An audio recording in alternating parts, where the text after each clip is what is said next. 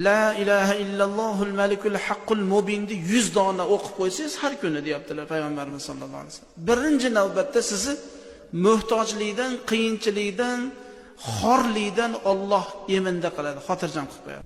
Xor emas, muhtoj emas, Xudo sizga kerakli vaqtida Xudo sizga yetkazib turaveradi. Boy badavlat bo'lib o'zingizni yo'qotib qo'ymaydigan darajada bo'lmaysiz ham sizga nima ehtiyojingiz bor? Har kuni aytib qo'yapsiz, Alloh sizga yetkazaveradi. O'ylamagan joyingizdan shu ishingiz bitib ketaveradi. Nimaga? La ilaha illallohul malikul haqqul mubinni 100 ta aytib qo'yapsiz. Va min vahshatil qabr debdilar. Qabrdagi dahshat, qabrdagi azobdan Alloh uni xotirjam qilib qo'yadi. Bizga ash kerak o'zi aslida. Biz ertaga kun kelib Xudoning oldiga boradigan odamlar o'tiribmiz. Hech kim eng yaqinimiz ham tashlab, o'g'limiz ham tashlab ketadi. Qoling endi dada mashida deydi.